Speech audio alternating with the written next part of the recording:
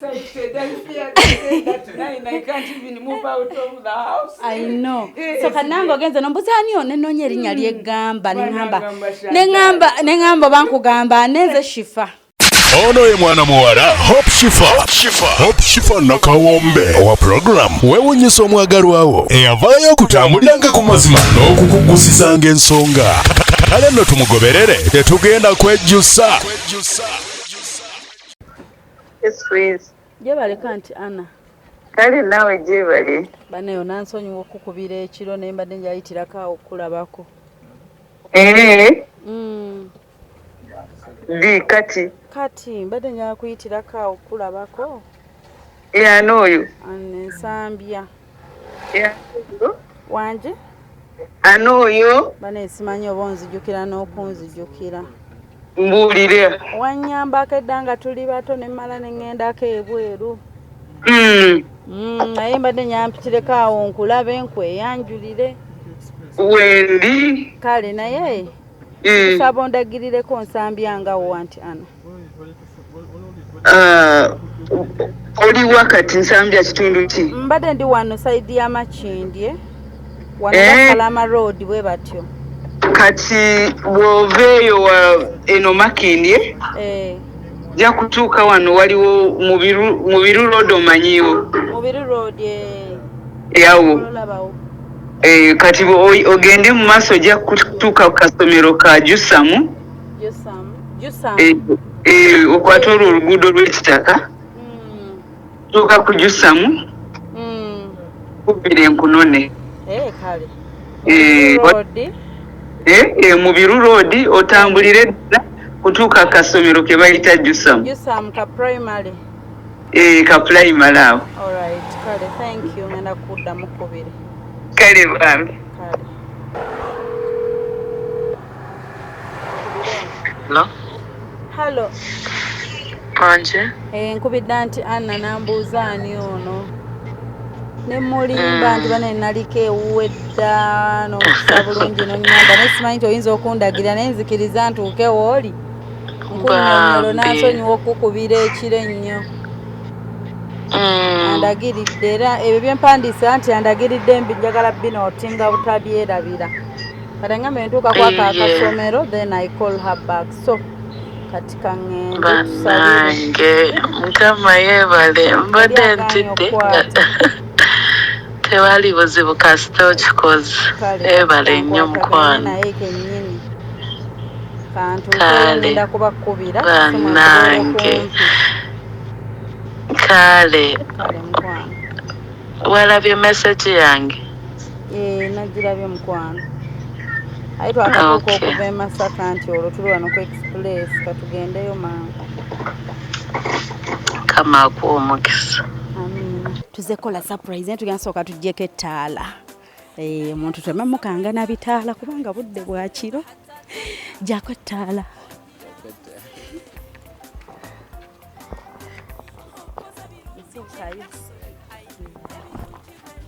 Omulage nti tebalina buzibu. Katugende nawe.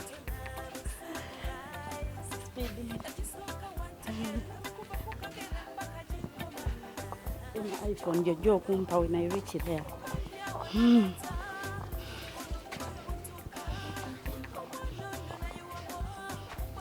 Surprise bannange. Bintu byakama. Wanje serika yogera mpona.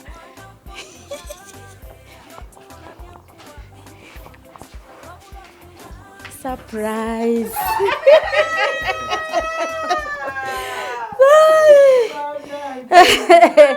Surprise. Nange ngasanyusa okulaba mukwano. Anti Anna nkulidde ng'otidde.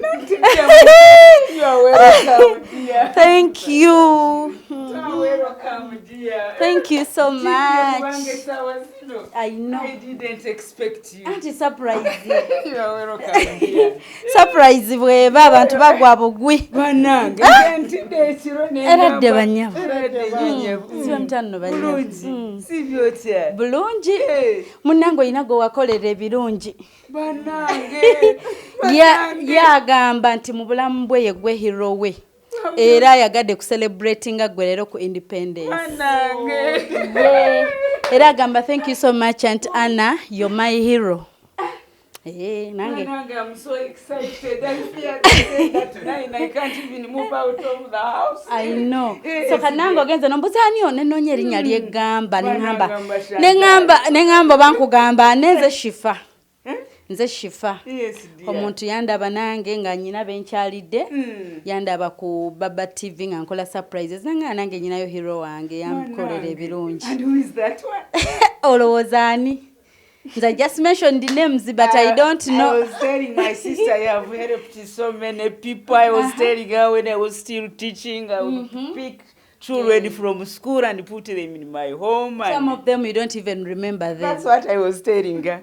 I would bring them up and put them in my home. So let me make a call to someone. Kubanga I just have a phone number. I just have a phone number. Kamukubira tubulire ye yani. Yes. I knew. Kati bwange bwamfunya oli namugamba. Hello? Hello. Ani ono tuline Aunt Anna but tamanyi muntu ki. Oh my God. Auntie nze Brenda. Brenda Chantal. Yeah. Huh? Yes, ali mwame. Yes, Brenda Chantal, dear. I'm so excited, Bambe. Thanks a lot for the surprise. You're welcome, Auntie. You are the best. Amen. Thank you, dear. Yes, she has told me a lot about you. Bimugambe byonna. Bambi, how are you? How are the kids? They are fine, Auntie. Mwami We just Chubahiro, wanted to say amezate. thank you. They're all doing good. We thank God. Yes, I'm so excited. We wanted to surprise you today. Thank you on so Heroes much. Day on Independence Day because you are our hero. Amen. Thank you for everything you did for us. You are welcome, dear. We've never given back, but today we decided to give back. We've always wanted to, but tuwadde tunafuna busobozi bulungi naye we thank God for giving us a blessing so we can give sit there. back. Thank you so much, Brenda. Come on, sit. Tukwagala nnyo Auntie, webale kutwagala, webale kutubeerera. Agamba yawayamba bangi. By that time waliwo Goleti. So I mentioned the Carol okumakinga comfortable. Nkugambye Carol ali atya.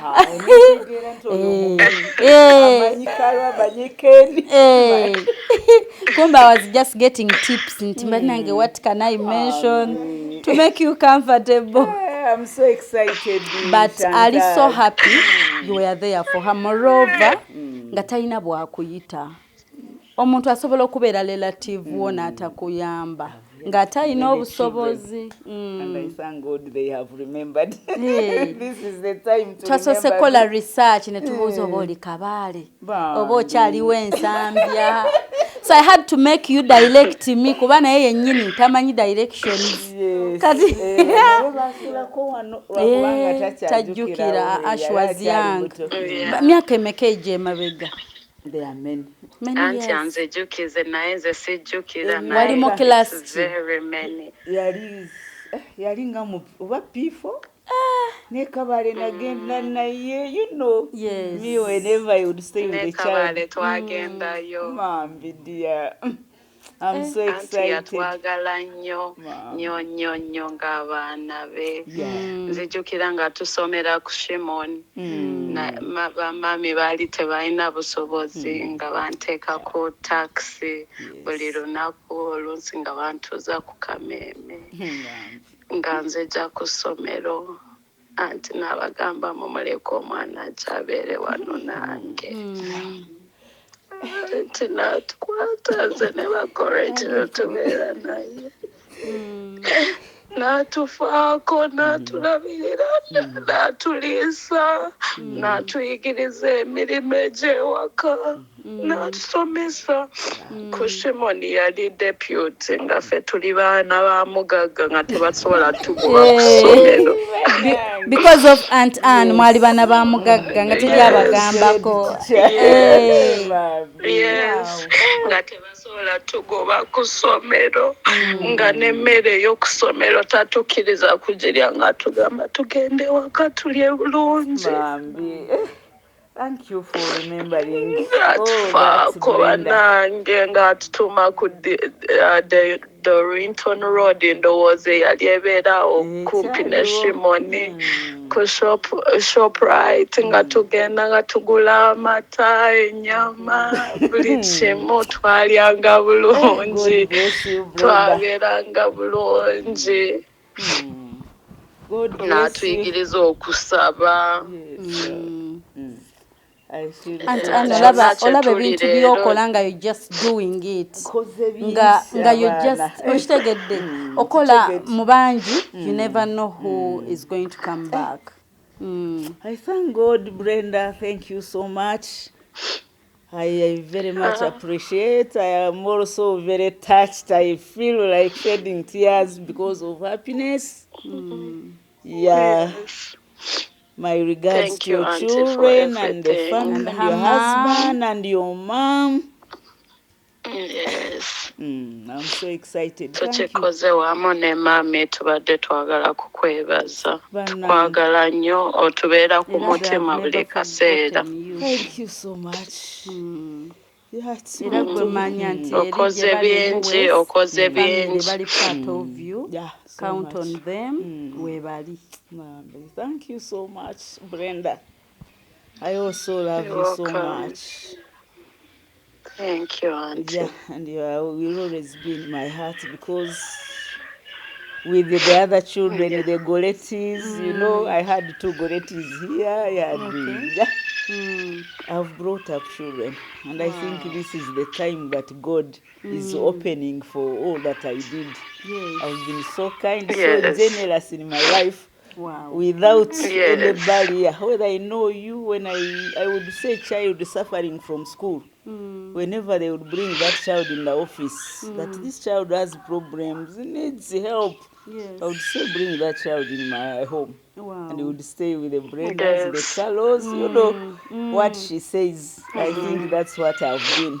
And I'm still the same. And I'm still the same. I thank God for that. We are so blessed. We thank God for giving you us, Auntie. Yes, dear. Yeah. Oyina botumirako. Tumira oyo yennyini mwagala nnyo nnyo nnyo nnyo nnyo. She's my hero. Yes. Anfudde kyendi. Nina bangi nnyo naye luno lulwe ikagwe ntumira. We are celebrating her today. Yes. Okay. Thank you so much. Era njagala ensi yonna emulabe ku Baba TV, balabe omulungi, balabe nti wakyali abantu abalungi. Yes. Thank you so much. Thank you for that remembrance, really. I'm so excited. And I thank God for the heart that He created in me. When you're still there, younger. Ebigambo nabikwegambira nga woli. I'm so excited. I was so excited nga nesunga okusinkana because I had nga nkuwuliddeko bingi. I heard a lot about you. Hey. So Yeah. you have been communicating with Yes, her. she was telling me about you. Bambi. Nze ntidde nengamba banoonya ekiro banange kiki. Nkuwulidde omugambye mbu bali mu mmotoka Alfadi eri bweti. I had you on phone. That's why I called you back negamba how is Carol? Kubanga I had you. Obabadde omugamba. Soko olabe bali nani? Olaba bali bameka mu mmotoka but you are using your language nga mpikkingamu ebitonotono. You didn't know the phone was still on. Nesooka mpuliriza. Konze nedda kati okubuka mukube mbuze Carol. Nogamba Carol gyali kati nkuwulidde ng'osimayiringa ngoga Carol wa mulungi. Nemanya nti I'm safe. Kati mwenfunye oli ye ne mugamba mangu nkubuulire kyemanyi anti agambye otwetegereze. But what you should know, the truth is ABCD. We are going to surprise her. Era biki ne mugamba we don't mean any harm. Awo mbategedde. Kati awo naye ne muyingiza mu lukwe.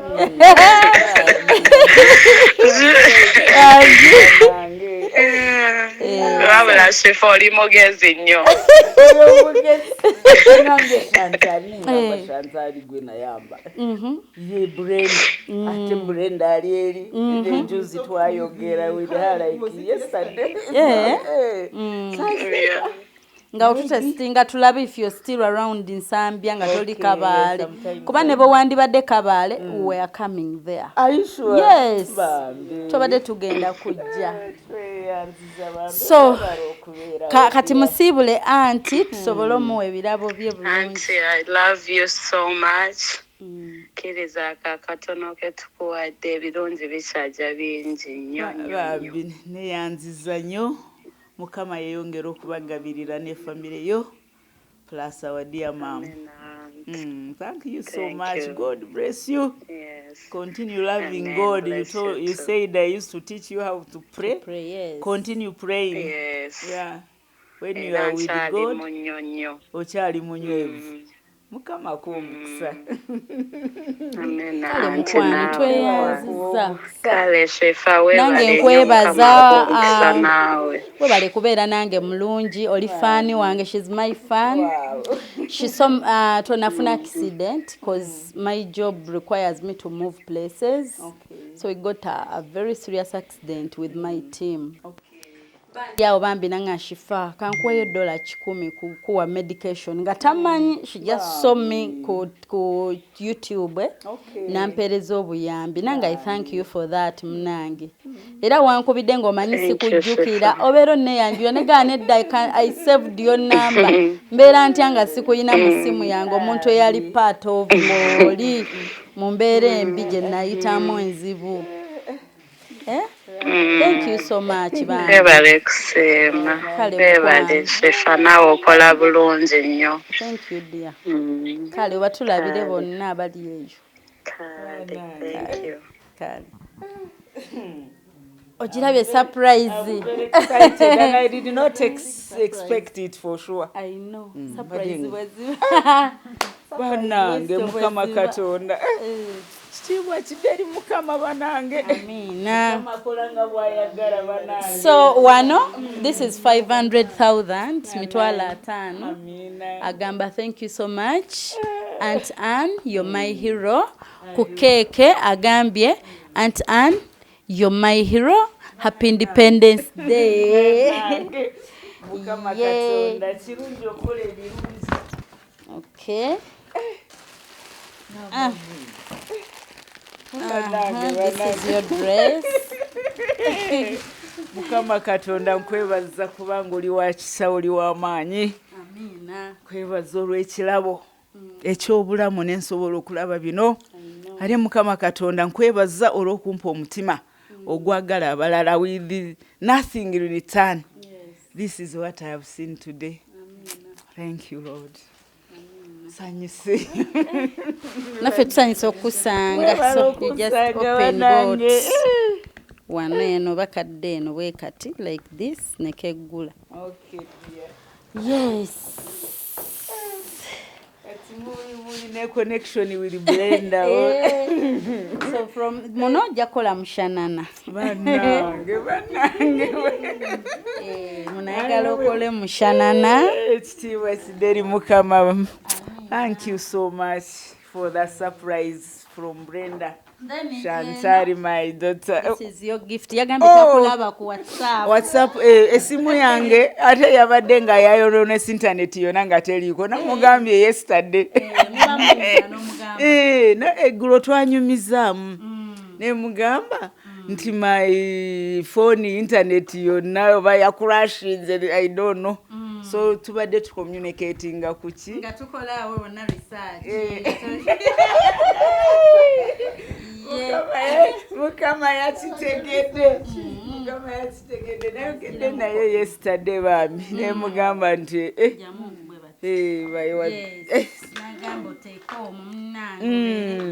mbaddeko naye ennaku zino simu naye ekyanga eri awo gy'obadde okubirawo naye nga intaneti oba yakurashinze oba yabadde timbadde sinagitwala kugikozesa. Wow. Kati fogire ng'okozesa eno. God is a good God. Namwe mukiraba okola ebirungi. You are witnesses. You are witnesses to this banange. Mukole ebirungi. Mukama anabaddizanga. Yes, even you, I'm telling you the same. Yes. Because you have seen this. Yeah. I've seen this. You have seen this. I didn't expect. Mbadde neewuunya ggwe omuntu okusembeza n'akuwa shelter nga takuyina bwakuyita nga si wa musaayi. Family ye nagiyamba nnyo nga bwagambye ali ku Shimoni. Sisobola kwogera bingi naye I helped the parents. It was a very good school and the parents were staying somewhere.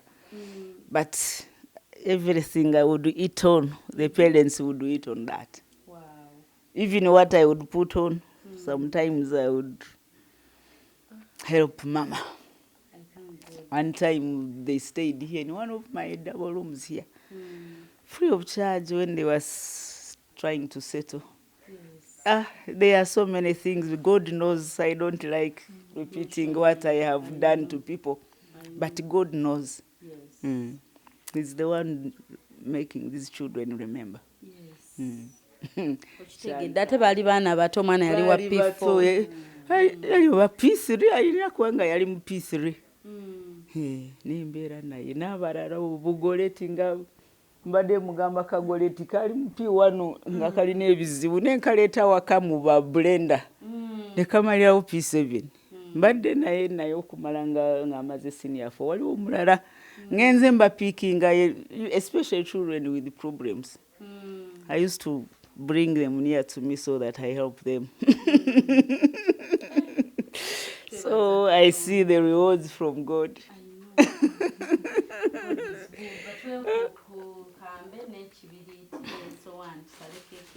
Celebrate our auntie. Celebrate our auntie Mnange. It's a great surprise from God. Twebaza Katonda okukozesa obulungi. Bakimanyi my people. I would rather have nothing in this house, but I help someone without. Wow. Yes. Plus serving God, n'okukola omulimu gwa Katonda. Twebaza Katonda olw'ekyo bambi. Thank you so much, Aunt Anna. Tiimu yonna olinayo,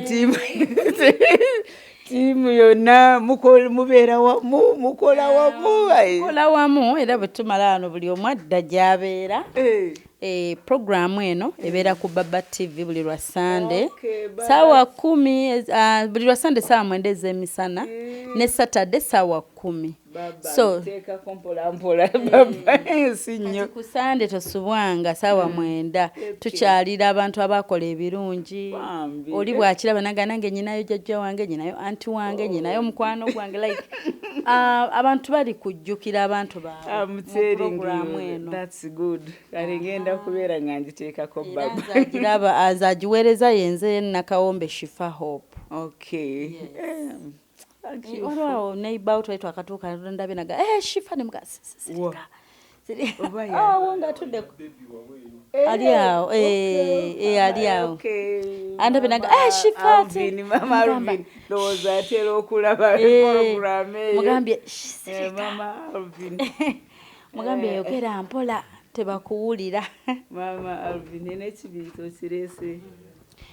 Okay, mikwana batulaba ku Baba TV bwe tutyo bwe tusurprising abaagalwa abaffe anti waffe leero gwe celebrate nze omuzira waffe yakola ebirungi era shifa olaba anoonya omuntu bannange tekiba nti mu bubi ne tuba tunoonya omuntu waffe gwe twagala oku appreciatinga tusima abantu nga tukyabayina tweme kukeera nga abantu bavudde mu nsi noga bannange agenze kino ne kino sikimugambye yaliwo bwe kiti ne bwe kiti so ffe wano bwe tukikolera abantu ne tubasiima nga tukyabayina ate munaye ne tuleta camera kati antumye simulabangako. She just contacted me and aba online. Okay. So kati with this coverage it's evidence that we reached. N'abalala bonna tukucelebrating in public. Lwaki tukucelebrating you. Yeah. Celebrating mu lujjudde ne balaba obulungi bwo. Amen. So mpozi nga waliwo alina kyayagala okugamba ku mmwe oyinza okuba nga naawe olina by'oyagala okugamba Aunt Anna naawe by'olina ebibyo. Yeah, I can let you nga nkuwa naawe ng'omugamba.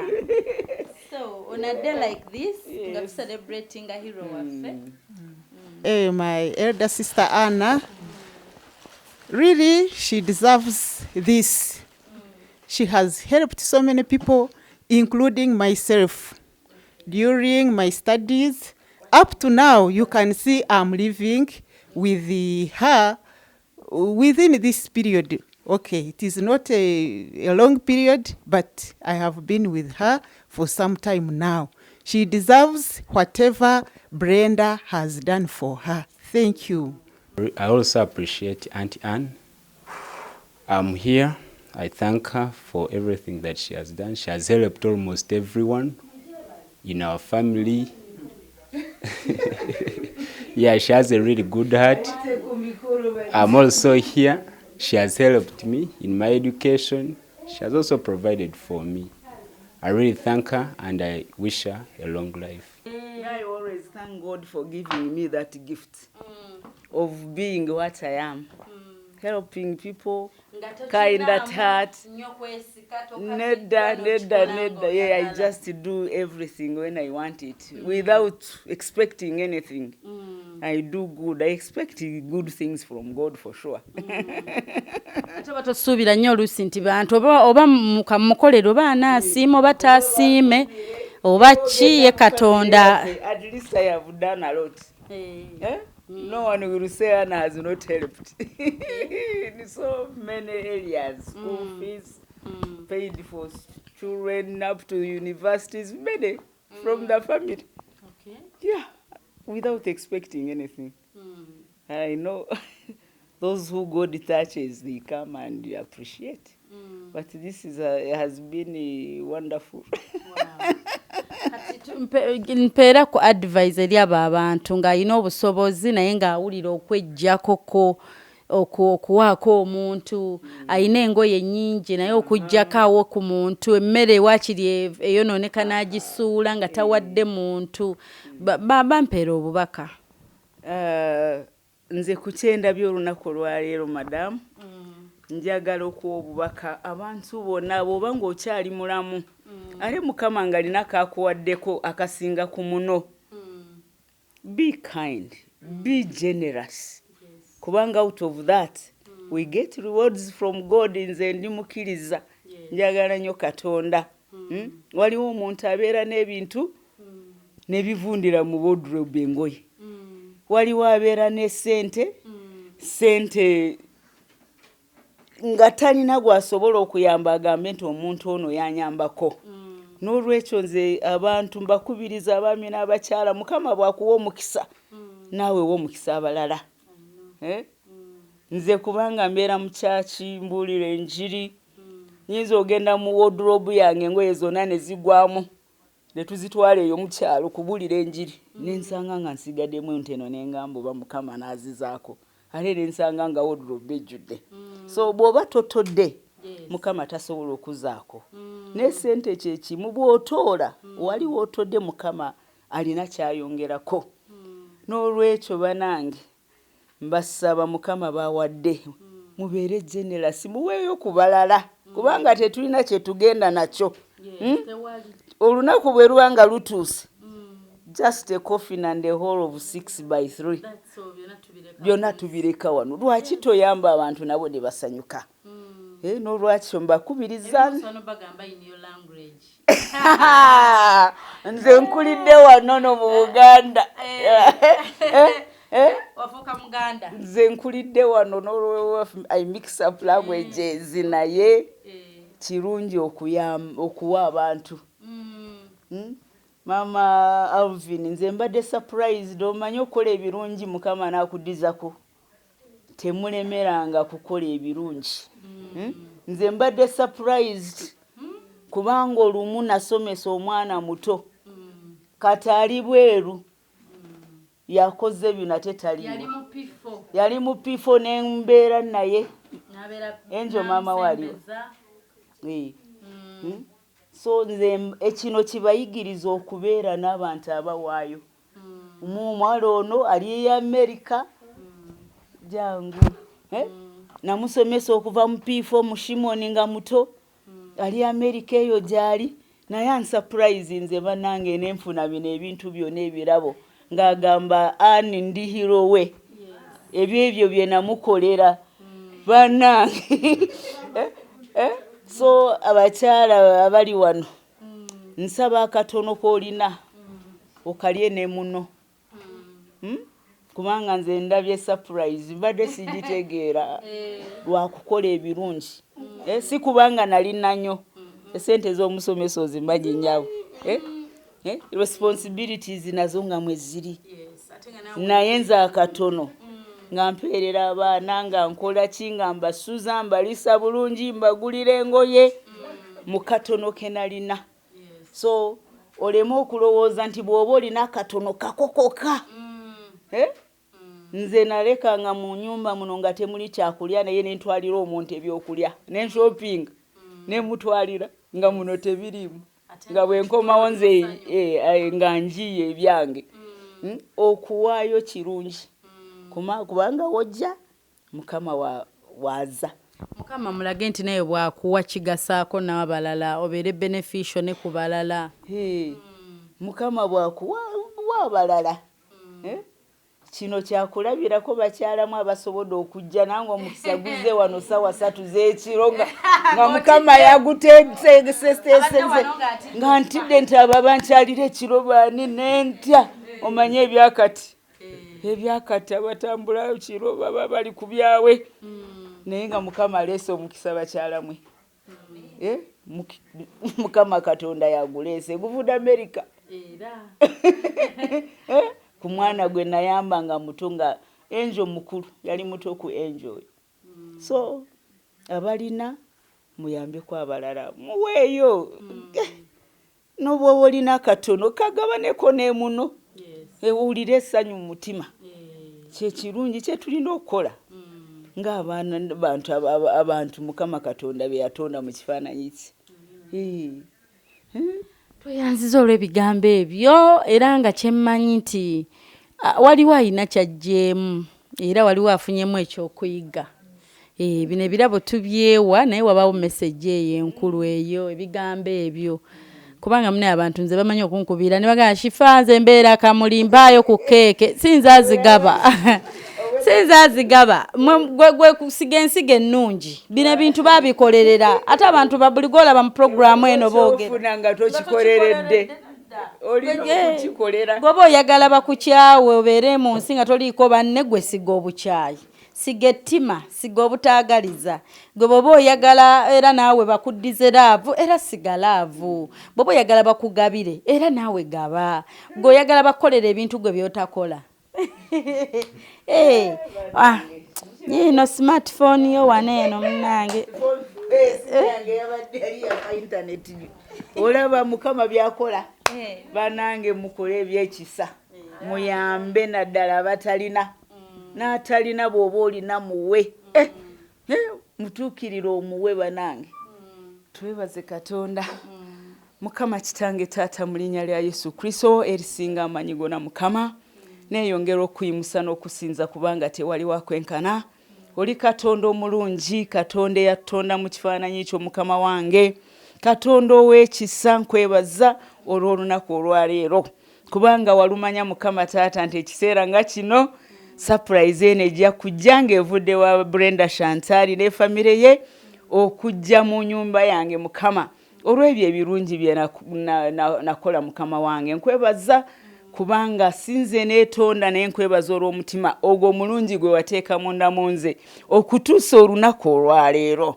Nkwebaza Mukama olwa ttiimu eno eyeetisa obubaka buno Mukama ne babutuusa mu kifo kino essaawa zino Mukama nga kiro. Nkwebaza ne ba neighbors Mukama abatwegaseko okusanyuka nange ayi Kabaka taata omulungi. Leka omukisa go Mukama ogutaliko buyinike buli oma gutoole okuva mu nyumba muno olunaku olwaleero.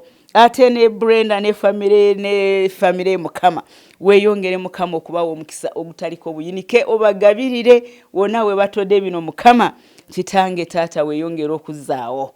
Nkwebaza nga sirina nkwebaza mu linnya lya Yesu Kristo erisinga amanyi gonna. Amen. Okay, tweyanziza bakatwegattako tusanyisa balaba nti gino gy'emikolo egyaffe egigwa obugwi.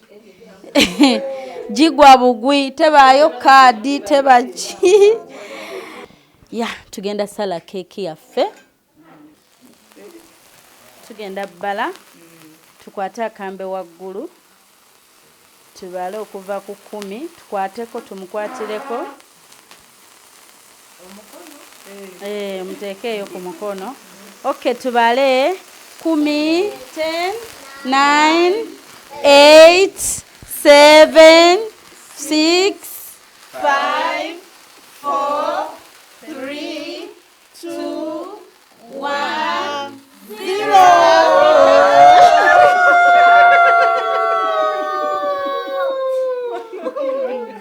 We are saying thank you, Jesus. Thank you, my Lord. We are saying thank you, Jesus. Thank you, my Lord. We are saying thank you, Jesus. Thank you, my Lord. We are saying thank you, Jesus.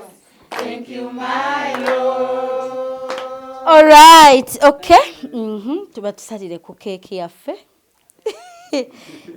Kabasale keeki yaffe nga bagisavinga naye nga oyita ku 0782 10 15 69 0702 56 21 57. Mugenda kwebuuza Baba TV ate omu America agiraba atya. Ogenda ku YouTube neteekamu omusomagalo surprise your loved one nobeera nga olabira okwo programu yaffe. Ngisome namba 0782 10 82 10 15 69. Katoba oyagala kikolaani? Tata w'abaana kirabika ayagala kikola mwami. Kati ayagala ntuke omwami w'omugambe teeba. Kirabika gwe ayagala okikola. Okay, bwe batoka basale keeke tubeere nga tubasiibula. Keeki yaffe ennungi eva mu Bake for Me. Ate nga Bake for Me bakugamba twalayo omuntu yenna gwe wandyagadde ayiga okubekinga cookies, cakes, byonna. Era nga ajjeko gift hampers ku lw'ebimuli eby'omulembe gwe bagamba bugambi ani gw'okiwa.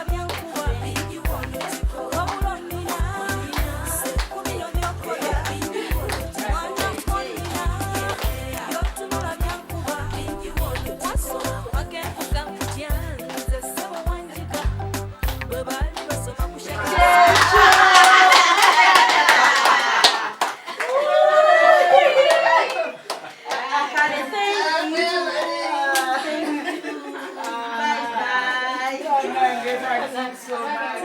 Okay. Thank you for all that you have done. Thank you. God bless you. Ngenda kubeera Ono abimanyi byonna. Webale nnyo webalire ddala Hope Shifa Nakawombe owa program weewuunyisa omwagalwa wo okujja okutwetikkiranga essanyu. Thank you. Weetuli nnyo.